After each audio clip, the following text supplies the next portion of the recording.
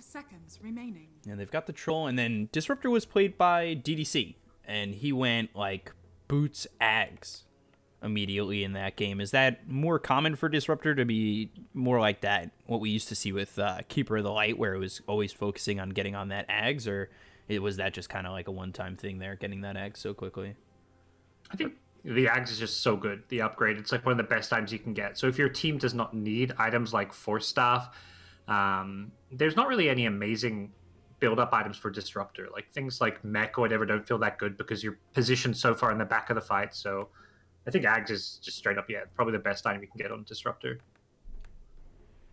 So we'll see what RNG go with. They've only got 6 seconds reserve time on the third pick. Really, DC or something? No, they're just stuck. Ooh, and Bane should bring it around where, like you said, the Night Stalker should be in the off-lane role, and Keeper of the Light and Bane should be the supports here. Yep. So Bane got a bit more strength and agi gain on the latest patch, lost some int gain. Everything's back to even with his attribute gaining now. That was probably the best part of the patch, is getting back to that even. All things are just balanced now. We're good. I know, that's how he always was, and they screwed it up, and everyone's like, man, I can't play Bane anymore. The hero's ruined. He lost this equal stat growth, but now it's back to a good place again. And he also, in the 7.21 patch, got some little buffs here and there. The extra 1 second on grip, the enfeeble changes, so Bane did see some love. And he's getting picked up more and more. You know, he wasn't exactly seen so much recently in terms of supports that were getting picked up. We saw, obviously, a lot of Tusk, a lot of Grimstroke, Lich, and Bane's squeezing his way in, where I think he's getting a bit more popular and finding himself back inside the meta, which is nice, because I'm a huge fan of Bane, especially if you're someone who can find really, really good positioning with that Fiend's Grip come the mid-game, where that extra bit of lockdown could mean everything for your team. So I feel like Bane players, or support players, when they get to play somebody like the Bane, can feel like the playmaker and the difference maker. Yeah, it's fun. It's nice when you're a 5 and you can go around and actually set up kills for your team, or be a key way to lock down an enemy carry, like a BKB troll. Well, I've got Fiend's Grip, so that's why Bane was always one of the kind of top 5 positions for a while, is because his toolkit was just so strong. Wow, quick picks coming out. Vici get the Tide, get themselves a strong offlaner, then instantly OD pick. I imagine they were going to get this regardless of Tide, but it's a great hero against the Tide. Very easy way to build up your insta because Tide's so tanky, good against the troll. And I don't think you want to run Bounty Mid against the OD. That's a range hero that's just going to destroy you in lane. So we'll see some kind of last pick mid response from Vici Gaming to go against the OD. 5 seconds remaining. Yeah, once that OD was picked up, it just kind of, like you were saying before, and used OD as an example, don't want to be playing that bounty against them. And they've picked up the Tide, which I do like here. It's, obviously big in the team fight. I saw a Tide Hunter yesterday get a Bloodthorn and an Abyssal Blade, and just, it got really gross. Tide Hunter, top of the net worth. And, just that ultra-effective Tide.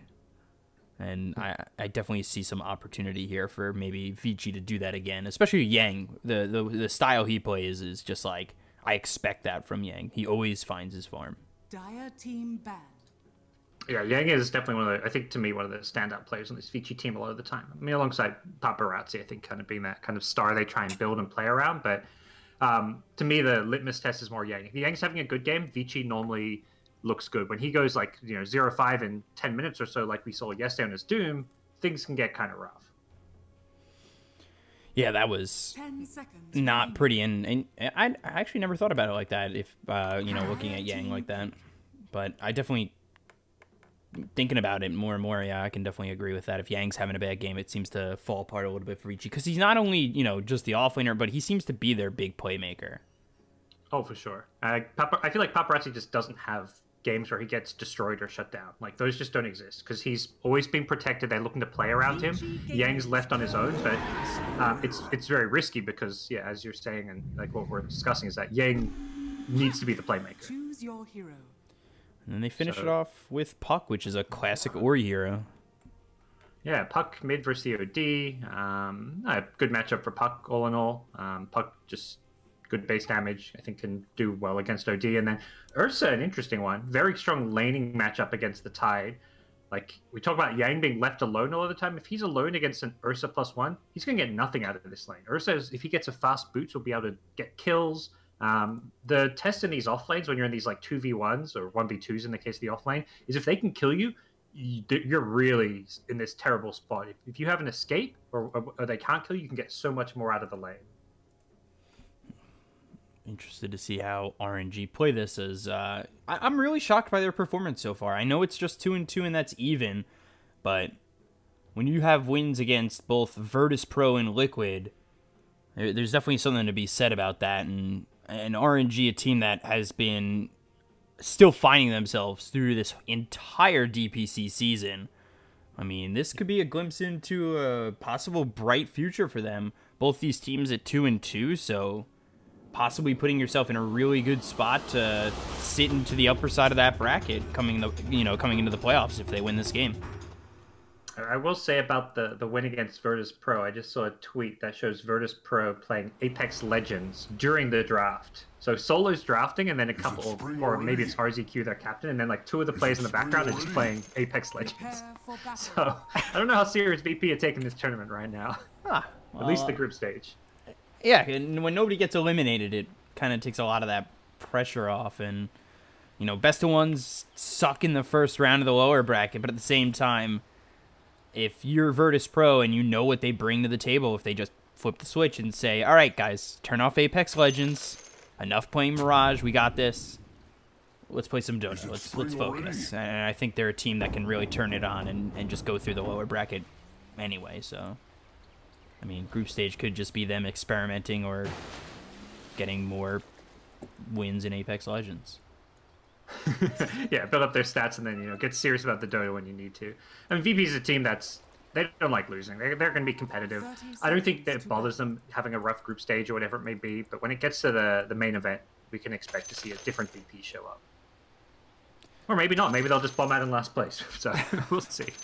I mean, they can kind of coast by on their talent a lot of the time, and when it's these non-DPC tournaments, sometimes VP, I think they know they've learned that you just burn out if you treat every tournament at 100%.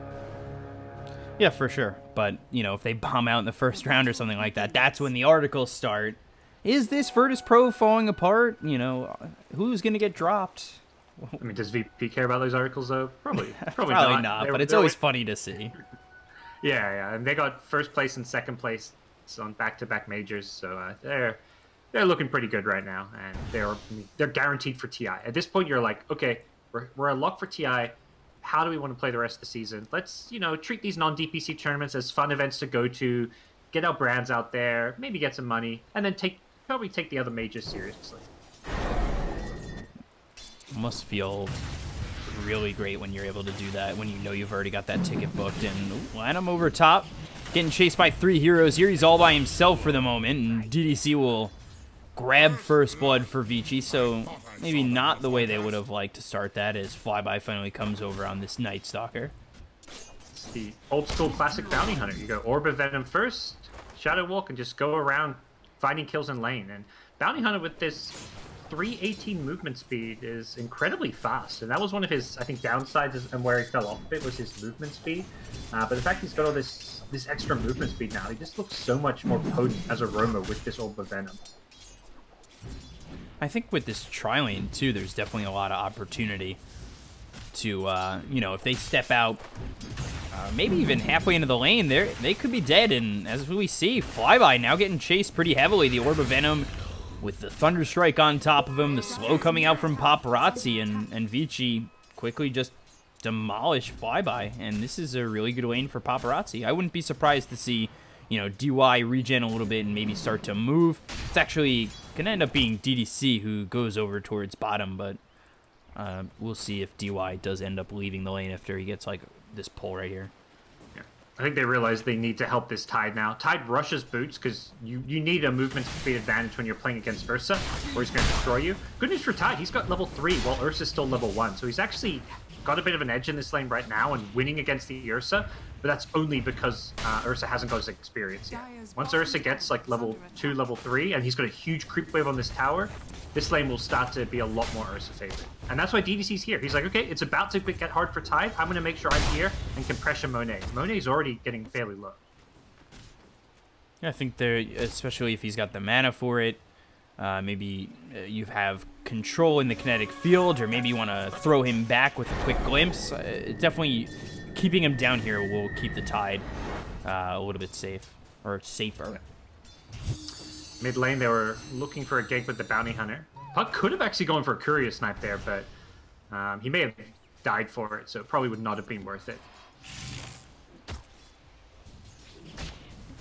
DDC does take the kinetic field, so a little bit of control there if Monet does choose to go in onto Yang, who's got level 2 already into the Anchor Smash. I think we spoke about this. It might have been me and you or me and Jenkins, but Tide Hunter here usually doesn't take Gush unless he's got somebody helping him in the lane, is what I believe maybe Jenkins said. So we'll see if he does go for the Gush or if he just maxes out Kraken Shell and Anchor Smash. You might save a skill point now, depending how this lane goes. The Kraken doesn't feel as amazing when you're versing Ursa because he gets all the bonus Fury Swipes damage, so you're not really... the block is not really that amazing when Ursa can hit these absurd amounts of right click damage. Your best bet is to try and kill the Ursa, which Gush is going to give you. And they may just go for a kill on Afu here. The bounty showing up, they can pose a bit of a threat here, but Bane also showing up to bottom lane. Yeah, so Lanham's going to help go in. DY has to run inside to the trees. He gets invis for a moment. The Illuminate's there, but they just don't have any vision on him. The kinetic field comes out, and that'll stop them from getting the kill on DY. But DY doesn't have any regen, so you know we'll see if he even wants to throw possibly a Janata out there. He's got the Shuriken Toss for now, but he's gonna use another Shadow Walk, find the rune. Not the regen. It was a regen in 2 minutes, so he knew it wasn't gonna be a regen rune. So he's probably gonna be forced back to base or suicide or something now. He actually makes the walk back. I see a lot of players just go under the tier 2 and take the quick trip. Yeah, signing better of it. Doesn't want to feed away any gold at this stage. So Troll's been left alone versus Night Stalker, which is fine. Troll level 5, very strong laner. Until it's nighttime, he's not really too worried here, although it is about to hit that 5-minute mark. So Flyby, he's losing his lane right now because of the initial trial, but at least he's going to have decent levels and an ability to impact the game during this first night. It used to be you'd see that level 3 on a Night Stalker coming into that first night, and you'd be really afraid. We'll see if he makes movements now. I think he's sitting at level 4, and yeah, it ends up being that Gush actually, a level 4 here for Yang. They go after Monet, the Nightmare comes through on a DY. That gets pulled off by DDC, allowing him to throw the Shuriken and get the kill on a Monet. Yeah, great play. DY coming back in to make sure they can contest the bounty runes. He actually TP'd early from the fountain. He was only at like half mana when he TP'd out because he knew he had to get back to lane soon to fight at the bounty runes. He was a little bit late to secure the bounty rune, but what he did do is get the kill on the Ursa, which is a nice little pickup for them. So, no bounty rune. I believe, what, 3 out of the 4 bounty runes were picked up by RNG, but not a huge deal when we're just at the 5-minute mark. They bring Monet over towards top. Paparazzi starts throwing some shots at Flyby, but Monet coming over with Flyby to harass Paparazzi. I mean, that wasn't exactly your classic Ursa harassment coming out at all. It may be nighttime, but Night Stalker with no health, no mana is not going to do a whole lot. So he needs to fall back, use this shrine. He's going to use it with Setsu, who's starting to have a bit of a tougher time. He's jungling it up some. DY is going to come and scout him out, actually, in the jungle. And there's the first point in Janata. Bounty could look to set up onto Setsu here with 3 heroes nearby. Not only that, 12 gold might jump out of the pocket of Setsu. It's definitely not going to be as much of a gold swing as it was with a core bounty hunter. I'm actually interested to see what the end result ends up being. Yeah, it's going to be much lower because you just don't have the items to go in and Janata hit people. If you ever reveal yourself often as bounty, you're going down. So support bounties are not going to be playing around this Janata at all. With this switch from Monet, they actually only have the Keeper of the Light bottom. Afu's sitting at level 5. It'll be nice to have him have that control with the Will-O-Wisp as he's using that Illuminate, continuing to farm the lane. Yang actually gets hit by that, and he'll hit level 6, so We'll see if he's looking to maybe be mobile, TP somewhere, and throw a Ravage out if they're looking to fight on the side of Vici. Interesting. Night Stalker's kind of jungling up top, which is a bit odd. He did get his level 5 out of this. And I think the nice thing about being positioned here is that he's close to both top and mid lane. So if there's a fight mid, he can run there.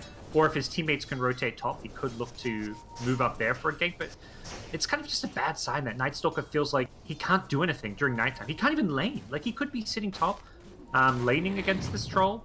I guess he likes being off the map because there's this fear factor where it's like, oh, where's the Night Stalker? We gotta play safe. He could be getting ganked. Speaking of which, Alfie down bottom is getting ganked. Yeah, still just level 5. Yang goes into level 6 and will take the Ravage, but of course not really needed when you've got the help of the Bounty Hunter as well as the Disruptor to come on over, and Yang gets a nice easy kill on to this Coddle. And on top of that, I mean, it's 4-0. RNG really, they haven't found anything in terms of a kill yet. Yeah. This is a bad sign. They're going to go this entire night phase with nothing coming out of Flyby's Night Stalker. Although, I say that, there is TPs coming top from Coddle, who gives him the mana to actually do something now with the Chakra. But Ori, he's in this. Yeah, he's here and he's ready with the Dream Coil, so they'll see if they could get somebody clumped together, get more than one hooked on the Dream Coil, but it's just going to be the Blinding Light. With Dream Coil dropped onto Afu, you die, you TP top, and you're dead again. Yeah. He was kind of looking for the Ursa. They knew Monet was very low, but hey, they take a Coddle, and they can maybe pressure a tower here. Actually, the tower's full health, so it doesn't. They're gonna have to, fully push this with a wave. But with Troll, they can push pretty decently fast. And Ori's gonna pull the creeps off of it and drag it over to this camp, but it's only got this one spirit left in it.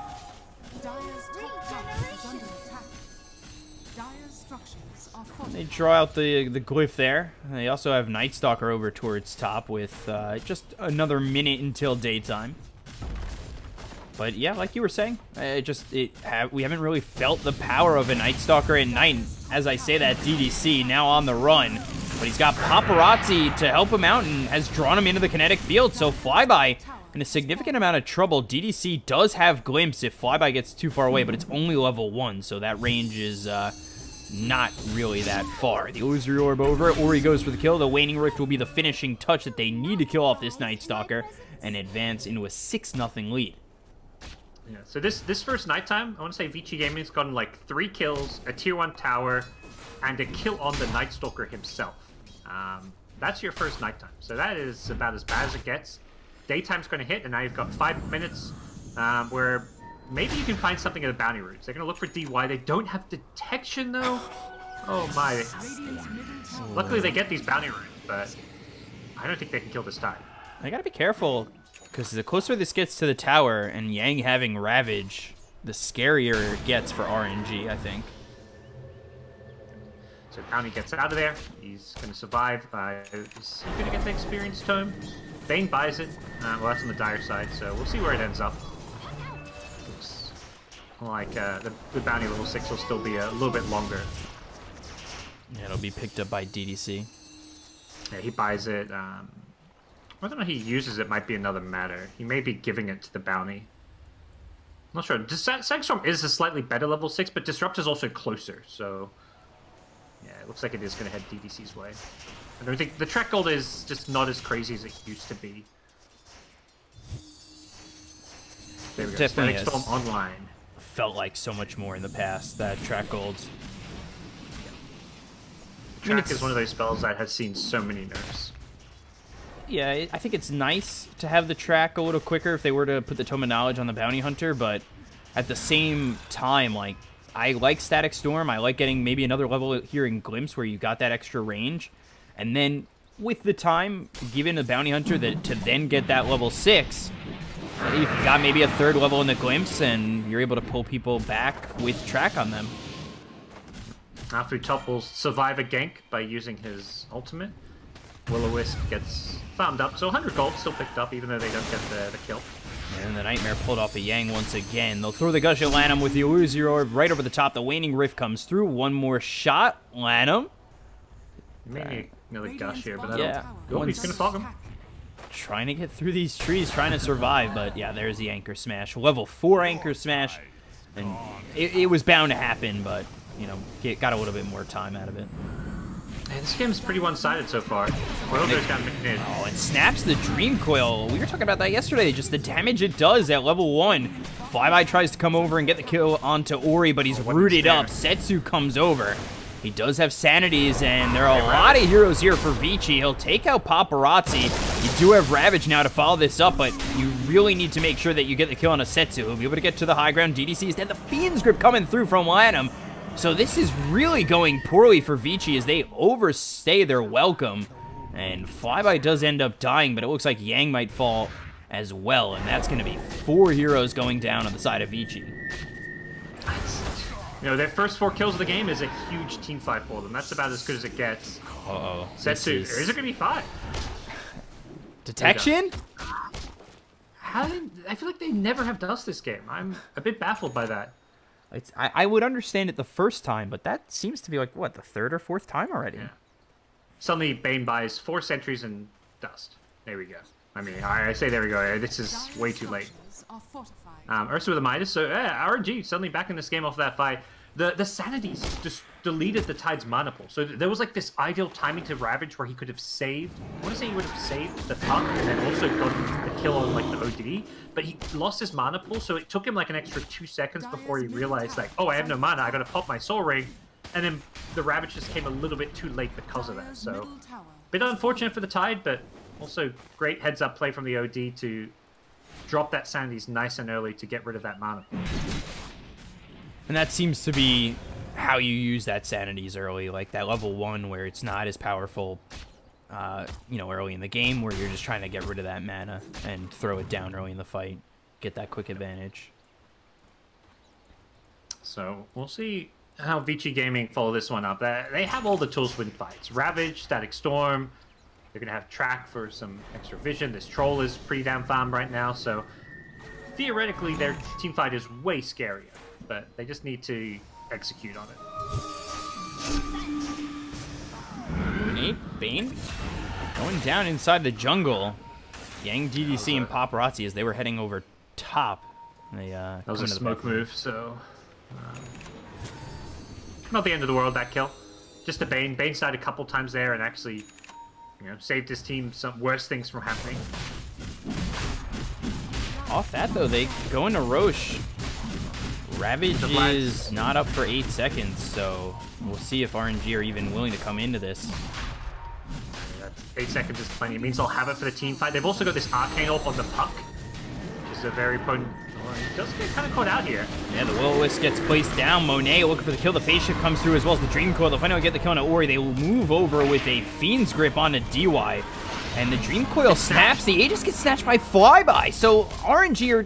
Hey, thanks for all the work, but we're going to take this one from here. The Ravage comes through onto 4 heroes, but Paparazzi's already dead, so that's a waste. It really doesn't net him anything. Monet's going to continue to fly through with Flyby. And you force the buyback of Ori on top of that. That's a huge win here for RNG. Yeah, Ori thought he could get some kills because they were chasing the Tide with the Ursa, but he buys back, and Ursa's like, okay, you buy back, that's fine. I'll let this Tide live.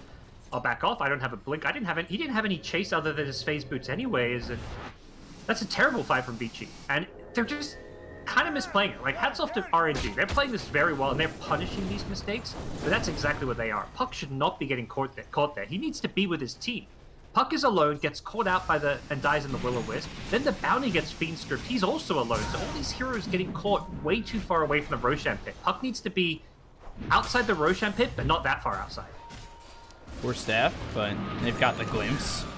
With the Track, there's not really anywhere you can go. A little bit of bonus gold for that one.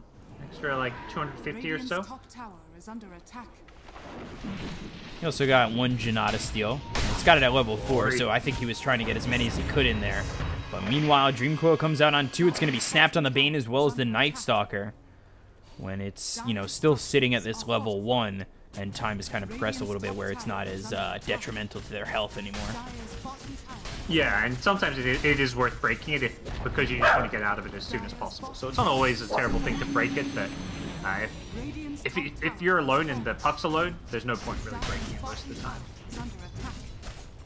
And off that, I mean, they get at least 1 tower. Ori TP's over towards bottom. They do have DDC here. He's ready with the Static Storm. Setsu's inside the jungle. They've got a scan on him, but I mean, the scan's not going to lead to much more. See this observable in the high ground. Yeah, there we go. They figure out what the bounty hunter's doing. Dire's I courier. think they saw him for a second. And now he's going to go up and snipe a courier. DY is being incredibly annoying right now. I mean, luckily they do get the D ward. That would have been a very useful high ground ward to have for Vici game. Sentry ward. Get themselves a bit of gold with a ward that was about to expire. Yeah. Just running around, tracking people, doing all kinds of annoying stuff.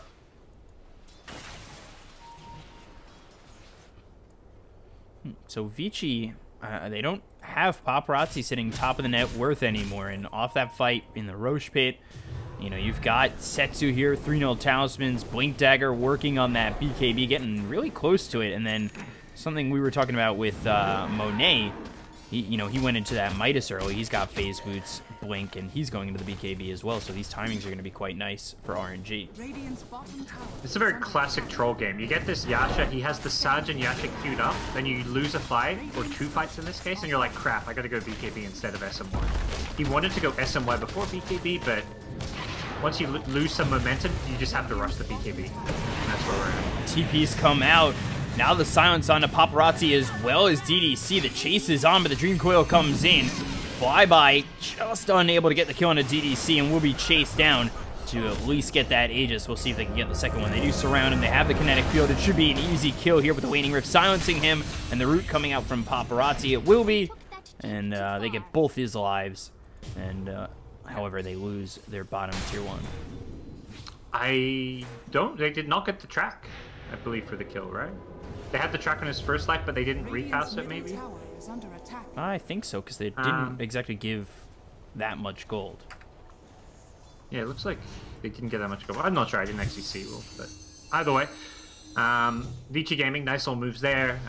Even without an Aegis, their teamfight is just way scarier. Their ultimates, Ravage, Static Storm, Dream Coil, are just so good for forcing fights, and they're able to do this even during nighttime. I think until RNG get these BKBs, it's very tricky for them to fight. But they're quite close. Setsu, he's 50 gold away from his BKB. Night Stalker, not that close. Ursa, more than halfway there, so a couple heroes very close to BKB. They are chasing down this Ursa up top, though. Monet gets into the trees. His TP's up in 1 second. Can they find him? They give up chasing. Once he popped the Enrage to get rid of the track, I think he knew he was in trouble there, so he just enrages off the track and gets the hell out of there. RNG are kind of okay with this time. I mean, this is giving enough time to Setsu to find a BKB. And you're really close on Monet getting his on top of that. So, I mean, they like these 2 items coming in. You've got a Troll who's also finished off his BKB. We'll have to see how the next fight kind of goes and if both teams are, you know, where their game plan's at. Are we going to see them sit back a little bit more, kind of posture around this Roche pit, hold this area for a while for the side of Vici at least. They are inside the RNG jungle for now.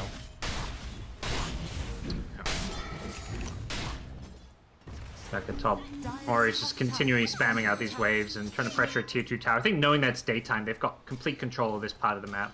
With the blink on Tide and the blink on Puck, their initiation range is just too hard to defend towers with. You can't spam out waves and towers when there's a threat of a blink initiation. And Dagon Puck. That's what we like to see. We'll see if he goes straight into the level 5 Dagon. Sometimes you get like level 2 or 3 and then you switch up the item. He's got it queued up, but there's a lot of value in other items that you can get as well this scam. It's going to end up being 3 BKBs for RNG. Night Stalker building one as well. If they could time this right and avoid the Ravage, I mean, this could definitely turn very quickly for RNG's favor. Yeah, and this BKB counters all 3 of these big ultimates. The Puck, Disrupted, Tidehunter can't answer BKBs until Puck gets an Ags, Disrupted gets an Ags, and these are not items that either of those heroes are building right now. They are looking to jump, though, behind this mid-tier 2 tower, but once again, it's Lanham who may just tank this gank. Fire Scan misses, but they were there. Oh. They scanned the shrine expecting them to be there, but they had actually smoked past them. We're already on the low ground. They get the Dream Coil out, or used on that one to get Lanham. It's going to turn into a tier 2 tower. Do you really have... I know you still have Ravage. Is that enough there for Vici to continue on the high ground? They saw here at bottom, so they want to at least force the TPs back. They're going to, like, you know, they poke their noses to say, hey, look, we're pushing your high ground. And then the second these heroes TP, they're like, okay, let's go farm, bottom, top, and set up for next Roshan. They don't really... I mean, they would love to push high ground if no one comes to defend, but more than anything, they want to just control the map. So forcing your opponents to TP back home is a good way to do that. Troll wants a bottle for this double damage rune. Yeah, he's got it now. It was on the courier. So he's going to have a DD rune for the next team fight, or possibly just Roshan, which is up in the next 3 minutes. Radiant are standing. 10 seconds till we know, and I think that really can put a picture into what's coming into this game. Because if it's a longer Rosh, I think RNG are a little bit happier with that, where they've got the BKB here on the OD as well as the Ursa, but they would definitely like to finish it off on the Night Stalker too. They want to fight now, it seems. They've smoked up. Daytime, though, but Flyby, of course, does have the ultimate, which is a 30-second duration, so ward goes down. I believe that ward was spotted being planted, so they know exactly where RNG are. That ward behind the tier 1 tower, Disrupt is going to try and de-ward it, but he's very fearful about doing this, so they know what's going on now. Now he's going to try to do some scouting. He's got a Yule Scepter, so he does have some defensive capabilities. End up being Puck's another... chasing. They want to fight. They're like, it's daytime, guys. Let's go. Yeah, they get the Dream Coil out on the Flyby. He'll pop that ult. He's silenced up, snaps the Dream Coil, and gets to the low ground, but there's the glimpse. And trying to get away, but the kinetic field is there. Monet takes care of DY. They'll take care of Flyby, and now the Ravage on top of it. The Will-O-Wisp comes down with the BKB being popped by Paparazzi. The Static Storm's going to be there, but with no kinetic field, so BKBs from Setsu and Monet. And they're able to leave, but they've got the track on Lanham, so they'll have that glimpse. He is in a lot of trouble. Yep. Track kills, and nice fight from Vici Gaming. They do have to throw out all their ultimates and commit a troll BKB, but Dire side, they commit both their BKBs. Ursa, OD, all they got was a bounty hunter kill for it, so good result from Vici Gaming, who I actually don't think they got the track on both. I think it was just the Night Stalker who they got the track kill on, but still well worth it, and a great way to use Paparazzi's double damage. Yeah, that was... Oh, they got another glimpse. And they've got the kinetic field down to Afu. Getting caught out, and he's got the Glimmer Cape, but just extending the inevitable. I mean, Paparazzi gets the kill. They find the glimpse. That is really just poor for Afu to get caught out like that. Yeah, Disruptor just playing very far forward, using the glimpse to great effect, and catches him out by surprise. Paparazzi comes over, blink away from Setsu. Flyby has to run all the way out and around, but he should be okay. Especially without DDC here to glimpse him or anything. Yeah, he's still sitting down bottom, but I believe he's going to be joining up with his team. Roshan's back up, and they want to catch Flyby here. They get him with the Dream Coil, so... See what he's able to do. Again, he pops that ult. He's by the shrine, but he's Dream Coiled, so he's unable to pop the shrine immediately, and now ends up popping it, but he falls anyway.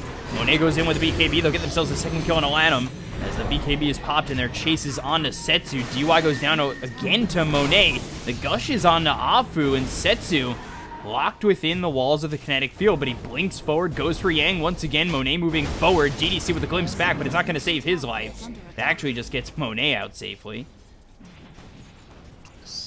2 for 2. Still slightly better for Vici Gaming because they're getting track money for at least one of those kills, so it's not all too bad for them. Both teams, you know, losing support on Vici's side, losing a support and a core, an offlaner on the Dire side, so this is a Vici Gaming advantage, and they're doing this without their ultimates. They didn't have the Tide Ravage. Although Setsu has a lot of stolen in. Yeah, he's got 48 really stolen hard. in. With that kill on the Tide, they can move back towards Roche.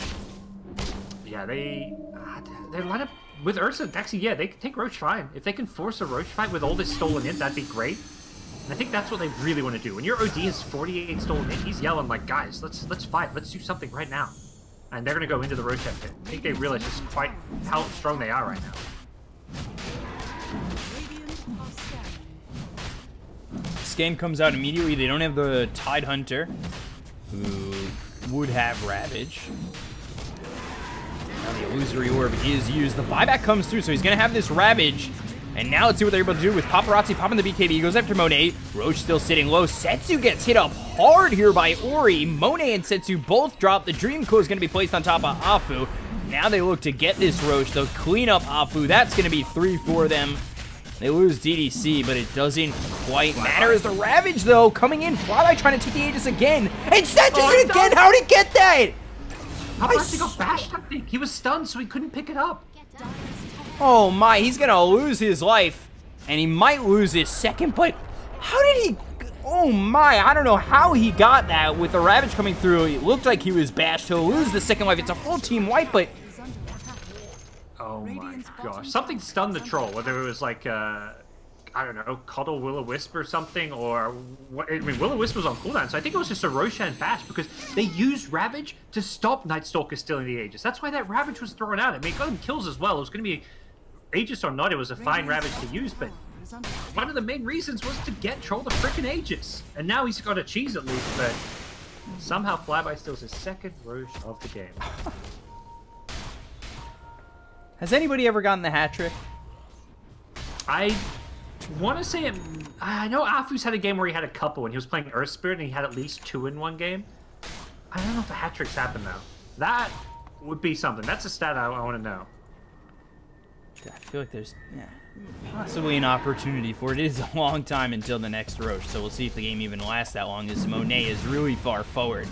I mean, once he's tracked, he's very eligible to be picked off, but the Fiend's Grip comes through, and there's the Will-O-Wisp placed down. Monet doing a lot of damage to get the kill on Ori. Now looks over at Paparazzi, who gets bashed up. The Nightmare through onto Yang. The chase is on, as now the BKB is going to be wearing out on Paparazzi. DY inside the trees with the track placed onto Monet, as well as Flyby, in the TP attempt from Paparazzi will be able to finally escape, and Yang, he ends up losing his life. Oh my gosh, it's gonna blink. Tower? Did I curse him? OD's gonna blink in 5. Surely. That'll work. Afu snipes him. Almost cast her curse real hard right there. What? They're fighting without Ravage. Without their items. Like, Tide is like 100 gold away from a Heaven's Halberd, which is an amazing item. This item destroys OD. If you get it on him, he can't BKB it off. Oh, Night Stalker's okay, not going to bring down DDC. Flyby still trying to get the kill, but the Static Storm does not land on top of him. Oh. He gets glimpsed back, so I mean, they're keeping him occupied with Paparazzi coming over. Now he's slowed up. The patch comes through. Monet comes in, kills the Courier, which is only a TP. And still, though, Flyby's alive. DY gets hit up hard. He's going to be the second one to fall. They've got 3 heroes gone with no buyback. The BKB is going to be popped by Paparazzi. The Nightmare threw on a DDC. They'll look over at the target. That is Paparazzi with the blink forward coming out from Monet. And now the bashes are through. The damage is here. Flyby comes over once again, but he has to be a little bit careful. The bash is on Monet. And there's the Astral Imprisonment onto Paparazzi. They will finally clean him up. And then DDC, he was able to TP out. Great use of the Astral. He times whenever he battle trances, that's when he's going for the Astral. Can they kill this pup? Ori. No grip yet. Another bash from Monet. We tried to wake him up and then get an insta bash, but Ori's still being chased a little bit here. There is a blink, so they're trying to figure out where he's going to go to, and he actually makes his way back to the high ground. He orbs towards them, basically saying, "Ha, you guys can't catch me." So, but RNG's is kind of outplaying at times, like Vici Gaming. I think Vici Gaming is just getting way too cocky, trying to fight without these key items like the Halberd on Tide, with Ravage on cooldown, and they're not fighting together. Like, they go for that Night Stalker kill with their 2 supports, with Troll really far away, and by the time the Troll gets there, RNG's ready to take the whole team fight. And Setsu had like 40 stolen instill, so he drops the Sanity's Eclipse and deletes Vici Gaming from the game. Radiant's middle tower is under attack. Radiant structures are fortified. Man, RNG have put themselves back into the driver's seat. This is looking pretty good for them. I mean, they've been really able to kite these heroes on the side of Vici, especially with the BKB at 5 seconds here for Paparazzi. I mean, that is, you know, when that duration gets to that point and you've picked up the BKB so early, it can get pretty scary, especially when you haven't progressed too well on items since then. Yeah. I mean, good news for Radiant is they're going to have this Ags on Puck fairly soon, so that's a good way to deal with the dire BKBs. As far as dealing with Radiant BKBs, Bane has Fiend's Grip. Ursa is a hero that doesn't care about BKBs. He's got Basher. He's going to have an Abyssal Blade soon. Night Stalker doesn't deal well with them, neither does the OD, but OD's going to have a Hex, which is a way to get on people and stop them using BKB, so both teams have some answers to these BKBs, and the shorter they get, the more answers you've got. Dire are scanning. They scout them out with the scan. They know they're coming. They may still catch Night Stalker, though, with the vision. Oh, Dream Coil gets used, and, well, it's the BKB from Flyby. That is the 10-second BKB. Yeah. The Dream Coil is not the most important of cooldowns. It's also a short one. 60-second cooldown on Dream Coil is very short, so I'd say that BKB more important in some ways. If a fight breaks out, you know, Tide Ravage, Static Storm, these things are much scarier than Dream Coil being down.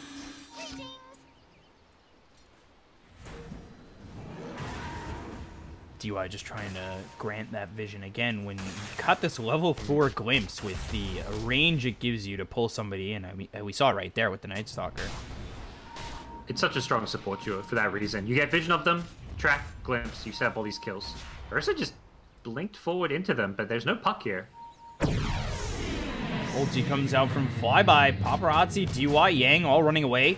They finally get Kato over with the TP. We'll see if they're able to do anything. Yang's going to be silenced up, and now they go after Paparazzi, who's going to be hit with the Hex. He's solo, pops the BKB. They've already killed off DDC. Monet's working on to Yang for a moment. They'll get the kill on a Paparazzi. That's 2 heroes dead, and DDC's immediately going to buy back. They look over at Yang, who I believe got bashed immediately, but purged it off. And then Yang continues with the chase. They've got the slow. DY dies as well to land him, and Static Storm placed down. It's just not really going to do enough. But the glimpse is there, and Night Stalker gets pulled back onto the high ground. They buy back on both DY as well as Paparazzi. The Ravage comes out on top of that. They'll get the kill on Asetsu, who had glyphed himself. So that is a really poor spot for him to be in. And now Yang continues on forward, gets the gush through. Lanham ends up dying. The Dream Coil gets dropped. They look for the Kato, who's here by himself, snaps the coil, and ends up dying. Okay, it cost them a few buybacks, and then they had to commit their ultimates. Tide Ravage in the end didn't really hit anyone except the OD, who was going to die anyways because he was on that cliff. But they can march forward. They're going to try force buybacks on the Dire side. They're going to threaten high ground here. They do need to be a bit careful about this. Cuddle already buying back, knowing he's got to clear out these creep waves and defend. But Cuddle alone during daytime with a Night Stalker, they've only got 30 seconds of daytime left, but they may lose a tier 3 tower here. I don't know about getting racks here, but just a tier 3 could give Vici Gaming a pretty good position to secure next Roshan, take out some tries. Oh, Blink, Abyssal, BKB's going to be popped. DY, he's very far inside the base, over by the tier 4s. He's going to get chased, but he's not going to be killed off the Blink forward with the Anchor Smash coming in. The Loser Orb over the top from Ori. Glimpse him back, and Monet's in so much trouble. The Blinding Light comes in again, but it's not going to be enough. Monet's dead for 73 seconds, no buyback. Well, they got the backdoor protection back up. Next creep wave is nearby, and it looks like, yeah, they can still hit the tier 3 tower. So they're going to go for the rack. 7 seconds on OD. And Troll does have BKB. Tide. No Ravage. Puck. Dream Coil back up. Track comes out on a Flyby, so now you get that long-range glimpse if he tries to get away, and they find themselves able to surround him. They're trying to find an opportunity. And there's Flyby going in again. He's got the silence on top of Yang, but the 4-staff away, so there's not really much that RNG can do in terms of exit kills. You don't really want to chase. If they're going to back off together, and if you chase them, go diving for kills, they'll turn and fight you. And now they're going to fall back, take all 4 bounty runes. Roche is back alive. Vici Gaming finally pull themselves together a bit. I feel like this game was smooth sailing for them, and then they had a couple really poorly played Roshan fights. They lost 2 Aegises that were snatched by a Night Stalker. And despite all of the flubs they've made, they're still in firm control of this game. They've been up a couple times by about 8,000. I think just 10 minutes ago they were up 8,000, then it went back to RNG. Now they're back to 8,000. We'll see if RNG can pull it back because they're going to 5-man smoke. Roche is up, so maybe this time Flyby doesn't need to snatch the Aegis. May get his... No, I don't think he's going to get his 3rd Aegis. I have a feeling this one will go the way of the OD or Ursa. Especially with Vici just not even aware. It was a very early Roche respawn. I think it was like one of the earliest possibles. And this is for pressure. Vici's just like, oh guys, Roche is back up, you know, soon. Let's go group up, go for a smoke. They might be coming to us. Oh wait, what? Roche is dead? We didn't see that one coming. They had all their ultimates. And they just give up a Roche. Bit, man, they're just not quite on the same page. The Vici gaming that sometimes looks so damn good at big tournaments. It's not feeling like that kind of Vici gaming that we're used to sometimes seeing. Maybe they're playing Apex at the same time. I mean, the Fortis Yeah, Pro it's not can just do VP. it. Yeah. So where is the things like Refresher Shot and OD as well as the Aegis, Cheese on the Ursa? Okay, that makes the most sense. I like it. Double BKB Hex Sanities. Ooh, boy, here comes Setsu. They've got the BKB pop by flyby. He'll get the slow through. We'll see if he's able to get the kill on a DDC. Tries to force F himself away. He's silenced up. The Ravage comes in. That's not going to hit on the flyby as the Dream Coil comes in on top of that. Rory trying to do all he can, but he's already taken another fight. It's going to be 2 heroes down on the side of Vici. There's the Astral Imprisonment on the Paparazzi. They look over Yang, who still has this BKB. Dream Coil no longer working as it's finally timed out. They'll get themselves a third, and the Fiend's Grip comes through, and Yang is in so much trouble. The chase is on. They've got 4 heroes continuing on past the tier 3s, and a ring around the tree it is, but it's not going to matter. 4 heroes dead, no buybacks. And RNG... with anyone. Whew. What's happening? They just gave up a free Roshan and then lose it. It's not even the fact they lose the fight because of it, it's the fact they take the fight. Why are they taking that fight into Aegis? I don't understand. Puck was just trying to like force a BKB out, and then like he's trying to just make some cute play where he goes in, or he uses Waning Rift Dagon and orbs himself out of there and forces Knights off the BKB, but the rest of his team, they can't escape like the Puck can. They get caught out, and what a throw. I mean, RNG, hats off to those guys. Again, like they're punishing every mistake that's happening, but this is mistake after mistake for Vici Gaming, and RNG have played this game for the most part very well. It's one of the things that RNG does best is, you know, making a team pay for a mistake. Even the smallest mistake, they will make you pay for it tenfold, and they've shown it in the games that they've won in this group stage. They're going to get second lane of Rax here. They can't get the third with the tier 2 tower at bottom, although there's a decent creep wave pushing down there, but they may just fall back, take shrines. They still have Aegis. They still have Cheese. They still have Refresher Shot. And these things they still have for a good 2.5 minutes. Glimpse Static Storm, but is it? Well, they're leaving them, so this should be enough. I was wondering if they're going to try to take this fight. They could have considered. There's no Ravage for 30 seconds, but they decide that. They must have just gotten so much gold. Everyone, yeah, looking at current gold, 5k gold on Coddle, 5k gold on OD, 3k on Night Stalker, 4.5k on Ursa. Everyone is just filthy rich. You win a team fight, you take 4 racks, you take Roshan, and they haven't even had a chance to spend this money yet. That's a good, like, 20k gold that they're about to invest into new items. That must feel real good, and especially because it's their first lead of the game. So this is RNG's time. I mean, it's 40 minutes in. It did feel like Vici, despite making a multitude of mistakes, still had a handle on the game. But that Roche that they just left like that, and then that fight afterwards, that's the first time I think in this game that we've finally felt it slip into the favor of RNG so heavily. This is... Well, it's still anyone's game, right? These BKBs are getting shorter. If you can, you know, keep this last lane alive while they have Aegis, just don't take a freaking fight, guys. Like Vici Gaming, you just took a team fight into Aegis Cheese Refresher. That's not going to work. And the fight also started with Destructor dying, so he didn't get off any of his key spells. They didn't get the Ag's Dream Call on anyone. But here come RNG. They know they've got this Aegis for a little bit longer. It's 45 seconds. It's not the biggest window, but if they could take a fight, it would look great for them. So let's see what they can do. Yang, he does have his Ravage. Everybody's got everything here for the side of Vici. Pushing forward is going to be Setsu with the BKB being popped here by everybody who's got one. Monet comes in. He's trying to do enough damage here to take out Yang. Yang's got the BKB, but he's running away from his team. He'll finally throw the Ravage as the BKBs wear off. But there's the Refresher Shard being used. The Fiend's Grip comes through, and a Paparazzi trying to hold him down as much as he can, but he doesn't exactly have the damage just yet until Setsu's back alive. They'll get the kill. He's dead for 90. No buyback. Yang gets away, but he doesn't have anything to throw here anymore, and there's the Sanity's Eclipse. Setsu just destroying all the cores here on the side of Vici. And Insta Refresher Shot. I was wondering for a second. I was like, okay, OD doesn't want to BKB against the Ravage, but then it made sense. He's just using his Aegis that was about to expire. It would have expired right now. He just throws away the Aegis, saves his BKB for his second life, and on his second life, he tears apart the Troll with it. So great decisive play from RNG. They had a clear idea of how to win that fight, and they're going to get Mega Streaks here. Sanity's dropped again. DDC ends up falling. Look to try and get Uri, but he's inside the base. Jules comes out with the illusory orb over the top. They've got the track, but they don't have any other heroes to back this up. Uri trying to get away. The Shuriken bounces a couple of times. The phase shift, and Uri unable to escape. They'll immediately buy back as they go to finish off this last set of racks and get mega creeps.